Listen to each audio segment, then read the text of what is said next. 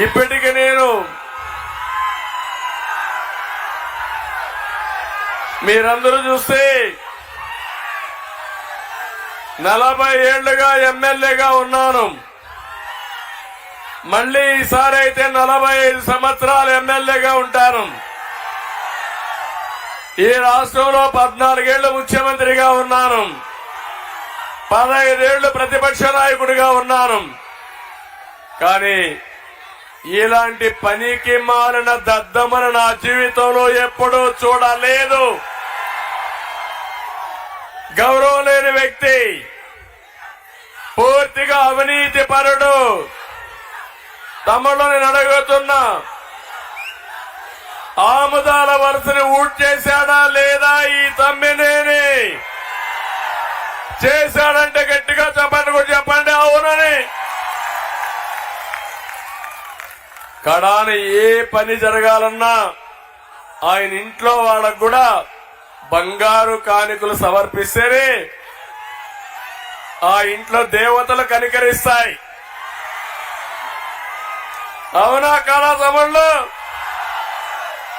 ఇంకో పక్క ఇతను అవినీతితో ఈరోజు చూస్తే నాగావళి వంశధార నదుల ఇసుక, ఏం తమ్ముళ్ళు ఆ ఇసుక ఎక్కడికి పోతా ఉంది? మీ ఊర్లో ఇసుక దొరుకుతా ఉందా అని అడుగుతున్నా. మీ ఊరి ఇసుక విశాఖపట్నానికి వెళ్తా ఉంది, అవునా కాదా? ఈ ఇసుక దొంగ ఎవరు? ఇంకొక పక్క బదిలీల్లో కూడా స్థాయిని బట్టి 1 లక్ష నుంచి 10 లక్షల వరకు రేట్లు ఫిక్స్ చేసి వ్యాపారం చేసే పరిస్థితి వచ్చాడు. చెప్పేటివన్నీ నీతులు, చేసే పనులన్నీ పూతులు. దుర్మార్గమైన వ్యక్తి నా జీవితంలో చూడలేదు. మళ్లీ చెప్తున్నా, నా దృష్టిలో పడినవాణ్ణి నేనంత ఈజీగా వదిలిపెట్టనని మరొక్కసారి హెచ్చరిస్తున్నా. ఇంకా ఒకసారి చూస్తే ఈసారి తమ్ముళ్ళో ఒకటే విషయం అడుగుతున్నా మిమ్మల్ని అందరినీ. ఇక్కడే కోన రవికుమార్, ఆముదాల వలస బుల్లెట్,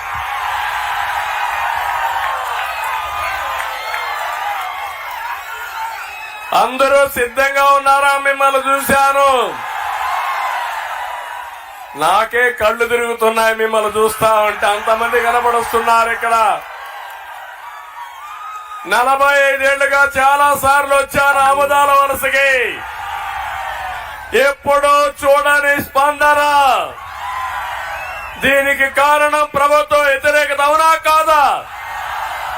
ఎట్టున్నారంటే ఎప్పుడెప్పుడా కసి తీర్చుకోవాలని ప్రజలందరూ సిద్ధంగా ఉన్నారు. ఇప్పుడు వస్తున్నాడు ఈయన, ఎవరు సైకో వస్తున్నాడు బస్ వేసుకొని. నేను అడుగుతున్నా, నీకు ధైర్యం ఉంటే నీ బస్సు యాత్ర వదిలిపెట్టి ఆముదాల వలసకి రా.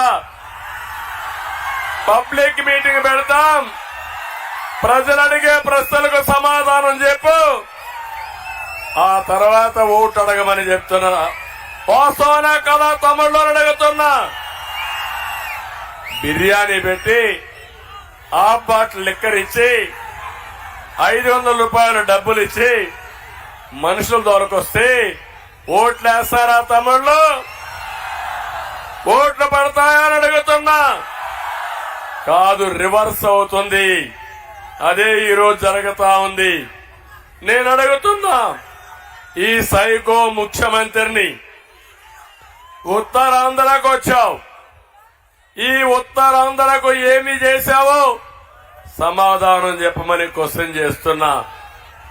నేను మిమ్మల్ని అందరూ అడిగేది, 1 ఎకరాకు నీళ్లు ఇచ్చాడా తమ్ముడు అని మిమ్మల్ని అడుగుతున్నా. ఏమో మా ఆడబిడ్డలకు మంచినీళ్లు ఇచ్చాడా అని మిమ్మల్ని అడుగుతున్నా. మహేంద్ర తన ఆఫ్ షోర్ ప్రాజెక్ట్ ని నేను 553 కోట్లు ఇస్తే జగన్ 5 ఏళ్లలో 1 రూపాయి కూడా ఇవ్వకుండా ఎక్కడ వేసిన పని అక్కడే ఉండిపోయే పరిస్థితి వచ్చింది.